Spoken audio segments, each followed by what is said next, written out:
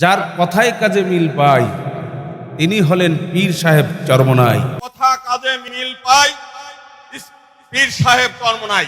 এবং বলেন আগামীর বাংলাদেশ পীর সাহেব হুজুর চরমনাইয়ের বাংলাদেশ। আগামী দিনে বাংলাদেশ চরমনাই হুজুরের বাংলাদেশ।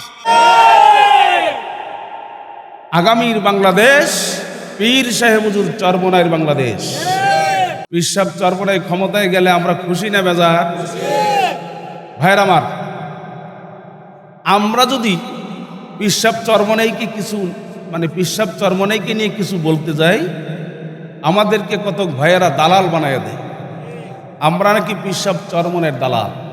আর হিন্দু সম্প্রদায়ের মহাজোটের মহাসচিব গোবিন্দচন্দ্র পমানি আজকে তিনি পীর সাহেব চরমনাইকে নিয়ে কথা বললেন।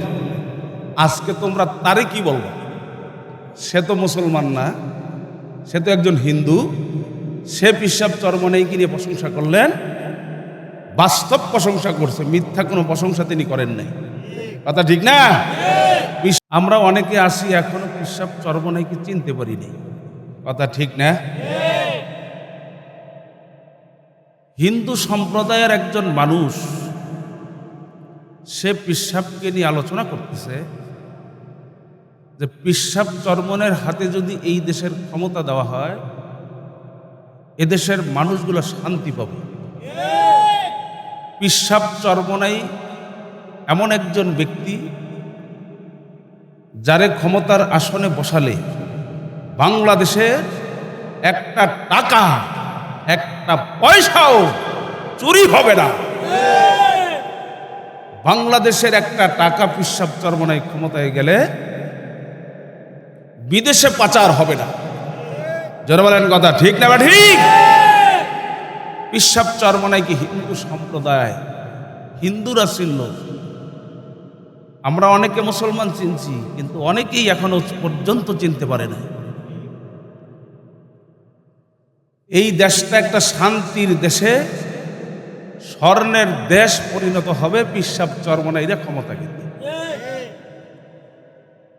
পীর সাহেব চরমনাইকে নিয়ে বলতেছেন যার কথায় কাজে মিল পায় তিনি হলেন পীর সাহেব চরমনাই। যেই পর্যন্ত পীর সাহেব চরমনাই যা বলছে তার কথা এবং কাজ মিল পাওয়া যায়, এই জন্য তিনি সংক্ষেপে গতকালকে বক্তৃতায় যুব কনভেনশনে তিনি বললেন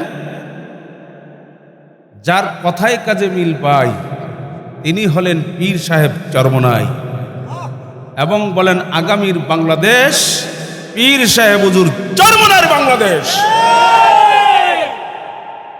আগামীর বাংলাদেশ পীর সাহেব হুজুর চরমনাইয়ের বাংলাদেশ। আগামীর বাংলাদেশ পীর সাহেব চরমনাইয়ের বাংলাদেশ। খুশি না বেজার? পীর সাহেব চরমনাই ক্ষমতায় গেলে আমরা খুশি না বেজার? ভাইয়ের আমার, আমরা যদি পীর সাহেব চরমনাইকে কিছু পীর সাহেব চরমনাইকে নিয়ে কিছু বলতে যাই, আমাদেরকে কত ভাইয়েরা দালাল বানায় দেয়। আমরা নাকি পীর সাহেব চরমনাইয়ের দালাল। আর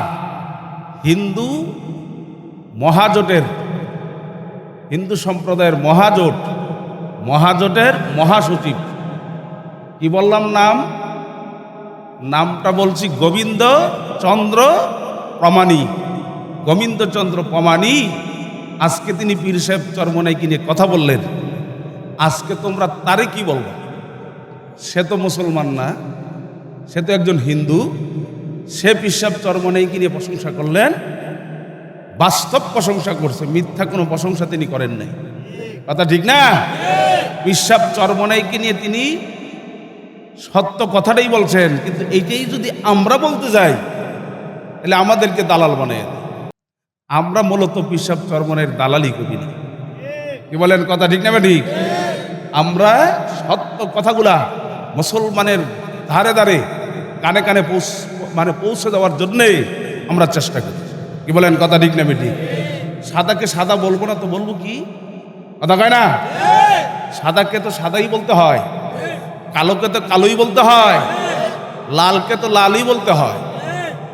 মানে কালোকে তো সাদা বলা যায় না, আর সাদাকে তো আপনার কালো বলা যায় না। কি বলেন, কথা ঠিক নেবে ঠিক? পিসাব চরমনায় একজন সাদা দিলের মানুষ, পিসাব চরমনায় একজন সাদা দিলের মানুষ। যারা চিনতে ভুল করছে, আপনি ভালো করে যাই না রেখেন, আসলে আপনি মানুষ হইতে পারেন নাই। যারা বলেন কথা ঠিক নেবে ঠিক? এই জন্য আমরা বলতে চাই, এমন একজন আল্লাহর ওলির সহবতে এই মুক্তার ভাই ছিলেন, থাকার কারণে আজকে জিকিরের মাহফিলও এরকম মাঠে জায়গা হয় না। তার জন্য এমনি তো দোয়া হয়, প্রায় জায়গায় দোয়া হয়। এই দোয়ার রাস্তা খুলে দিলেন, দোয়ার রাস্তা খুলে গেল পীর সাহেব চরমনের সহবত নিয়ে, ওই রঙে রঙিন হইয়া আজকে কবরে যাওয়ার কারণে। কি বলেন, কথা ঠিক না ঠিক?